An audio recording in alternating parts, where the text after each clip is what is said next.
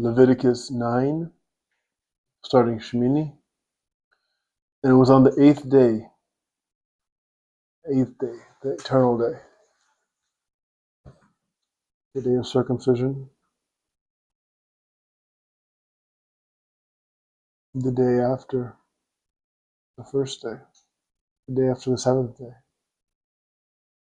the first day, eighth day.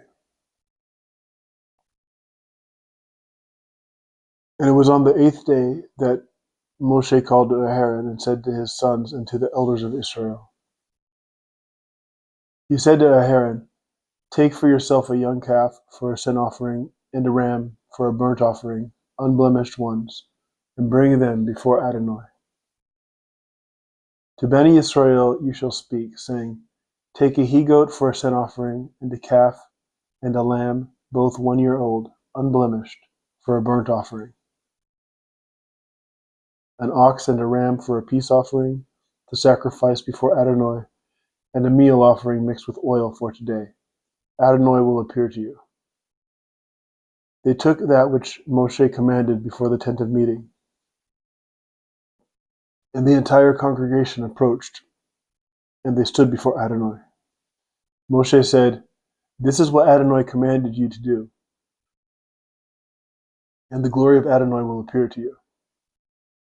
Moshe said to Aaron, "Approach the altar and perform the services of your sin offering and your burnt offering, and atone on your own behalf and on behalf of the people, and perform the service of the people's offering and atone on their behalf, just as Adonai commanded."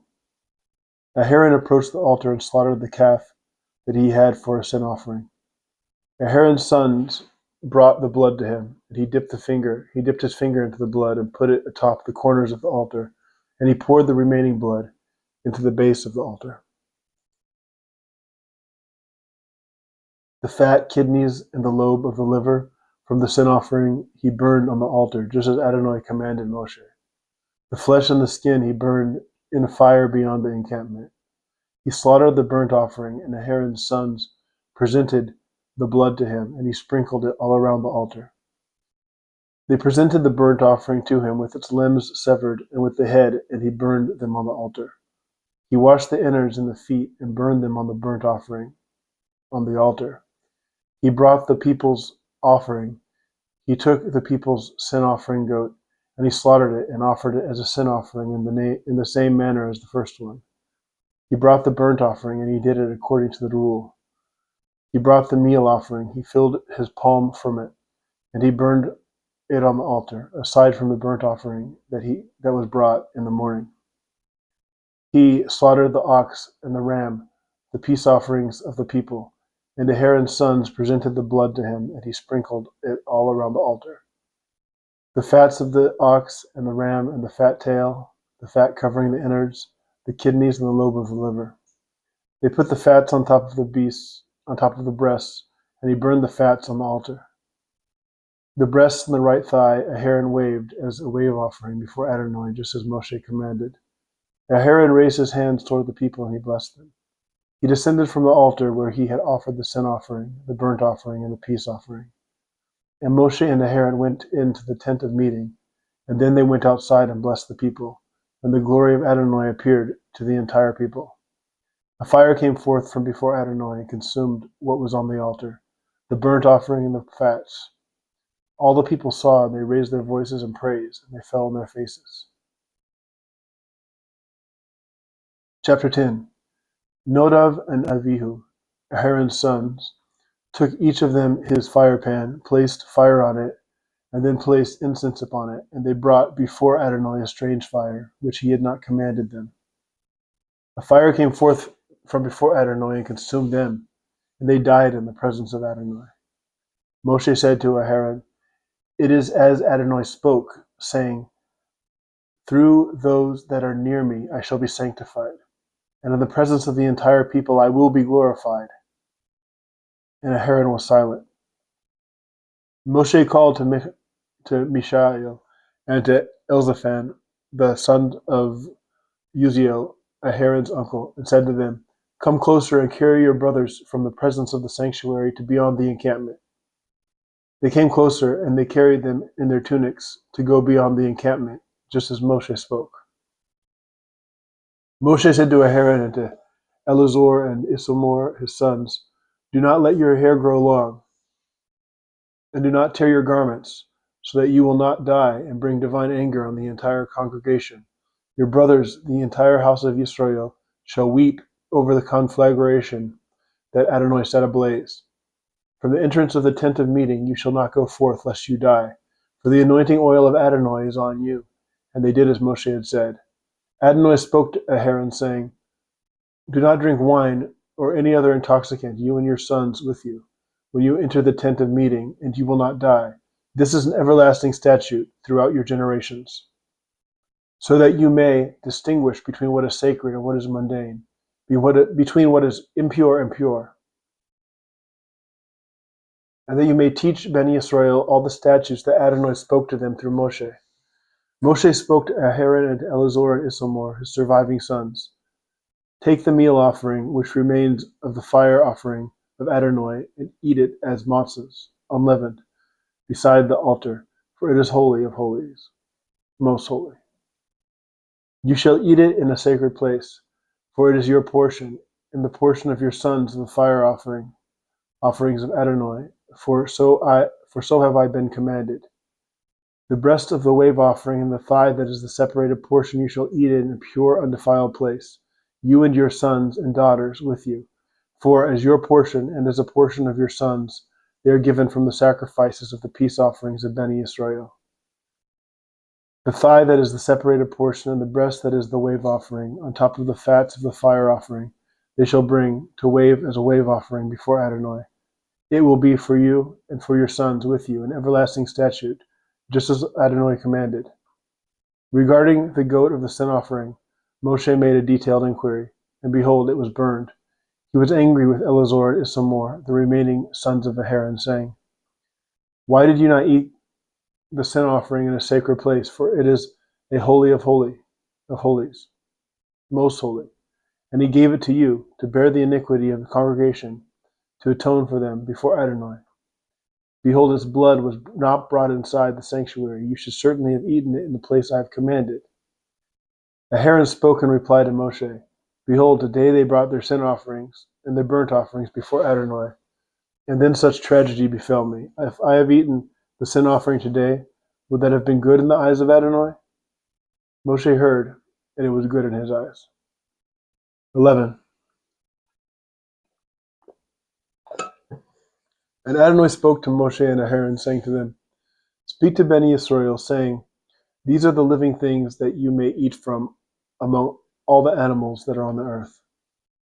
All that have a cloven hoof, and the hoofs are completely split, and that also chews its cud among animals, you may eat it. However, these in particular you may not eat, for those that chew their cud and have cloven hooves. The camel, for he chews his cud, but does not have a split hoof. It is unclean to you. The rabbit, for it chews its cud, but does not have a cloven hoof. It is unclean to you. The hare, for it chews its cud, but does not have a cloven hoof. It is unclean to you. The pig, for though it has cloven hoofs, and its hoofs are completely split, it does not chew its cud. It is unclean to you. You shall not eat the flesh. You shall not eat their flesh. You may not touch their carcasses. They are unclean to you. Those you may eat of all things that are in water, all that have fins and scales in waters, in oceans and rivers, you may eat them. All that do not have fins and scales, that are in the oceans and rivers, of any creature that creeps in the water, and of any living creature that is in the water, they are repulsive to you. They shall be repulsive to you. You shall not eat of their flesh, and their carcasses shall be repulsive by you. Anything which does not have fins and scales in the water is repulsive to you. These you shall consider repulsive from among the fowl. They may not be eaten. They are repulsive: the eagle, the white-tailed eagle, and the bearded vulture.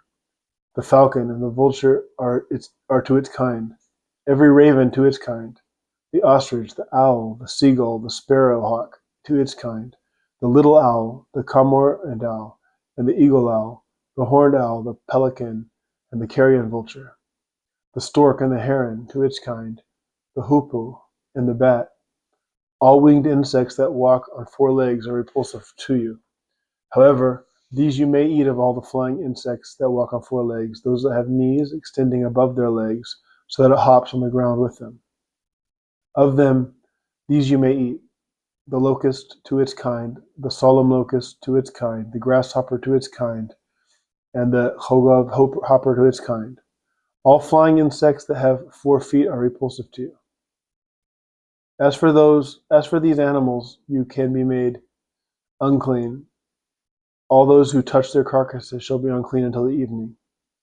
Anyone who carries of their carcasses shall wash his garments, and is unclean until the evening. Thus every animal that has cloven hooves, but its hooves are not completely split, it does not bring up its cud. They are unclean to you. All who touch them shall be unclean. All animals that walk on their paws, among all the living creatures that walk on 4 legs, they are unclean to you. All who touch their carcasses shall be unclean until the evening. Whoever carries their carcasses shall wash his garments, and is unclean until the evening. They are unclean to you. These also are unclean to you among all creeping creatures that crawl on the ground: the weasel, the mouse, the toad to its kind, the hedgehog, the chameleon, the lizard, the slug, and the mole. These are unclean to you among all the creeping creatures. Whoever touches them when they are dead shall be unclean until the evening. Everything wherever a part of them may fall when they are dead shall become unclean, such as a wooden vessel, or a garment, or a hide, or a sack. Every vessel with which work is done shall be brought into water, and remains unclean until the evening, then becomes clean. Every earthen vessel into which a part of them may fall, everything that is within it becomes unclean, and you shall break it. Of all foods that are eaten upon which water comes shall be unclean. Every beverage that is drunk in any vessel shall be impure. Everything upon which any part of their carcasses fall shall be unclean. Even an oven and a hearth shall be shattered. They are unclean, and they shall be unclean to you. However, a wellspring and a pit, a gathering of water shall be pure. But that which touches their carcasses shall be unclean. If any part of their carcasses falls on any sowing seed that will be planted, it remains ritually clean. If water was once placed on seeds, and part of their carcasses fall upon them, they are unclean to you. If any animal dies of those that are permitted to eat, whoever touches its carcass shall be unclean until the evening. Whoever eats of its carcass shall wash his garments, and is unclean until the evening. Whoever carries its carcass shall wash his garments, and is unclean until the evening. Every creeping creature which crawls on the ground is repulsive, and may not be eaten. Whatever crawls on its belly, and whatever goes on 4 legs, or whatever has many feet, regarding all creeping creatures that crawl on the ground, you may not eat them, for they are repulsive. Do not make yourselves repulsive by eating any creeping creature that crawls, and do not make yourselves unclean with them, for you will become unclean because of them. For I am Adonai, your God. You shall sanctify yourselves, and you shall become holy, for I am holy. You shall not make yourselves unclean with any creeping creature that crawls on the ground. For I am Adonai, who brings you up from the land of Egypt, to be your God. You shall be holy, for I am holy. This is the law concerning the animals, and the fowl, and all of the living creatures that swarm in the waters, and for all creatures that crawl on the earth, to distinguish between the unclean and between the clean, and between the living creatures which may not be eaten, and between the living creatures which may not be eaten, which may be eaten, and which between the living creatures may not be eaten. Chapter 12, Tezria. Adonai spoke to Moshe, saying, Speak to Beni Israel, saying, When a woman conceives and gives birth to a male child, she will be ritually unclean for 7 days. As the days of her menstrual flow, she will be unclean. On the 8th day, the flesh of his foreskin shall be circumcised. The 8th day. For 33 days, 33. For 33 days she will remain in the status that the blood she sees is ritually pure. She shall not touch anything holy, and she shall not come into the sanctuary until the days of her purity are completed. If she gives birth to a female, she will be unclean for 2 weeks, as during her menstruation. For 60 days she will remain in that status that the blood she sees is ritually pure.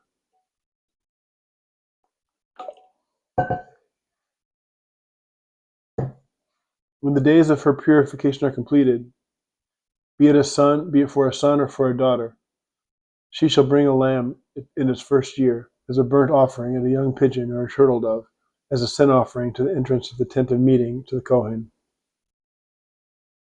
He will bring it before Adonai and atone for her, and she will be cleansed from the source of her blood. This is the law regarding the woman who gives birth to a male or to a female. If she cannot afford to acquire a lamb, she shall take 2 turtle doves or 2 young pigeons as a burnt offering, and one as a sin offering. The Kohen will atone for her, and she will be cleansed. 13. Adonai said to Moshe and to Aaron, saying, when a person will have in the skin of his flesh a spot of intense whiteness, or an off-white spot or a snow-white spot, and it forms on the skin of his body, like the plague of Tzoraz, he shall be brought to Aaron the Kohen, or to one of his sons, the Kohanim.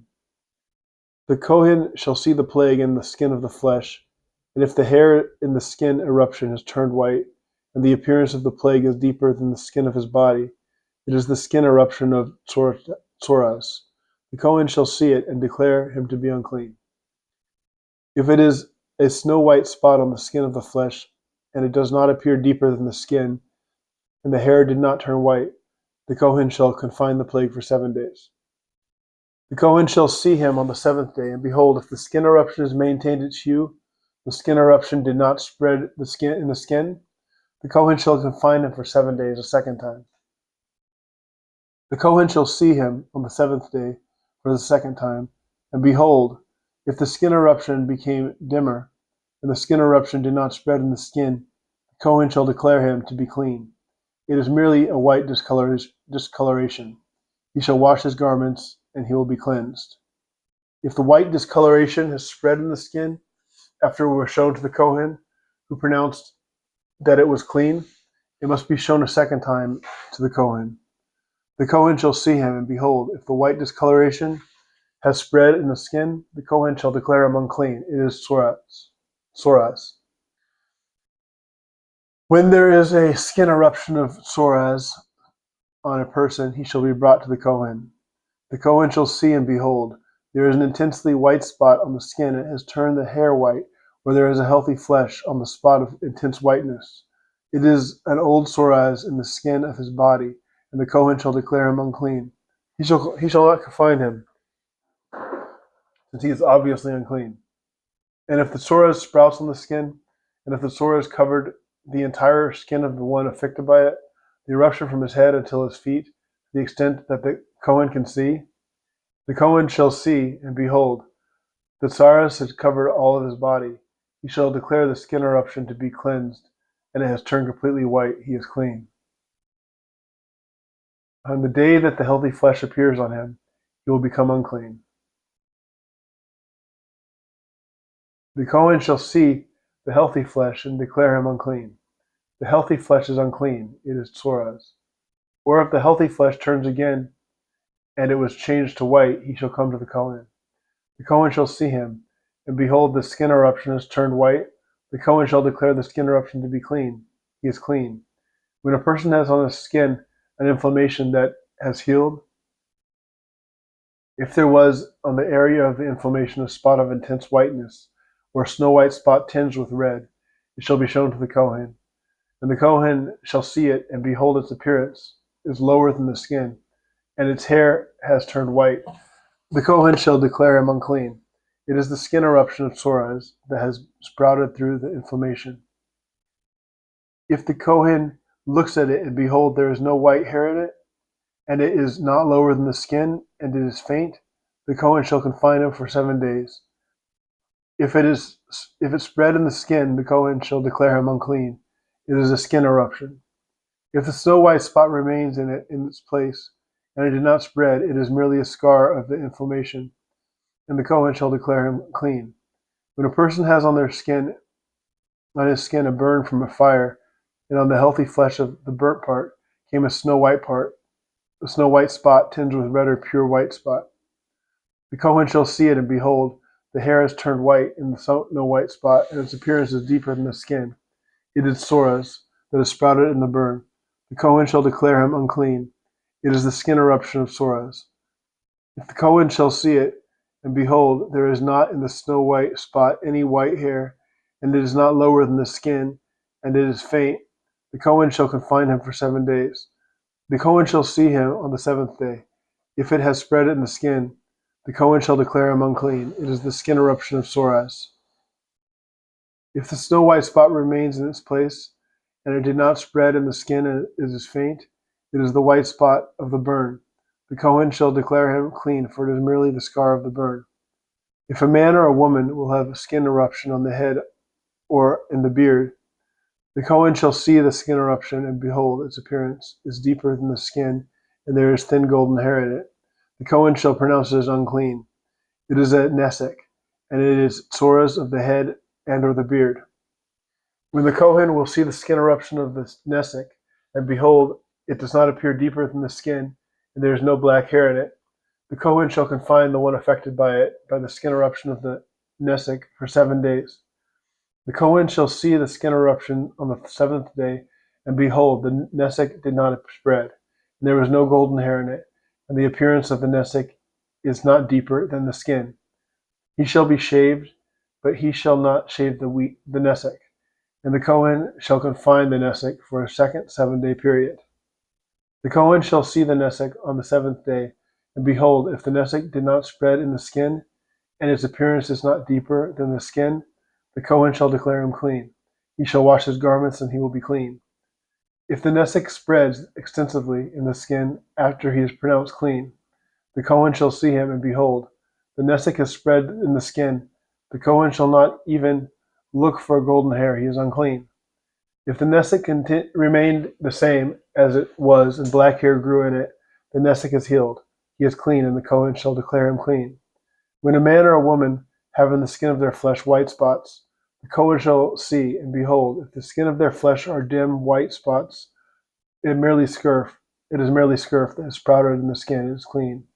If a man's hair falls out, he is merely bald, he is clean. If on the front of his head his hair falls out, he is merely frontally bald, he is clean. If there will be in the baldness in back of his head, or the baldness in the front of his head, a white skin eruption tinged with red, it is Sora, sprouting in his frontal baldness or posterior baldness. The Kohen shall see him, and behold, the spot of intense whiteness is tinged with red in his frontal baldness or his posterior baldness, just as the appearance of Soras in the skin of the flesh. He is a person with Soras, he is unclean. The Kohen shall declare him unclean, and his skin eruption is on his head. The Soras, the person who has the skin eruption, his garments shall have a tear in them, his hair shall be grown long, and he must cover his head down to his upper lip. Unclean, unclean shall he call out. All the days in which the skin eruption is on him, he shall be unclean. He is unclean, he shall dwell alone. His dwelling shall be beyond the encampment. When in a garment there is a skin eruption of Soras, whether a woolen garment or in a linen garment, or if it is the warp lengthwise threads, or in the woof widthwise threads, in a linen garment or a woolen garment, or on a leather, or in any object made of leather, if the plague is deep green or deep red in the garment, or in the leather hide, or in the warp threads, or in the woof threads, or if it is any object made of leather, it is the eruption of Soras, and it shall be shown to the Kohen. The Kohen shall see the plague, and confine the eruption for 7 days. He shall see the eruption on the 7th day. If the eruption has spread in the garment, or in the warp thread, or the woof thread, or in the leather hide, or in the work made of leather, it is a prickly Soras, it is unclean.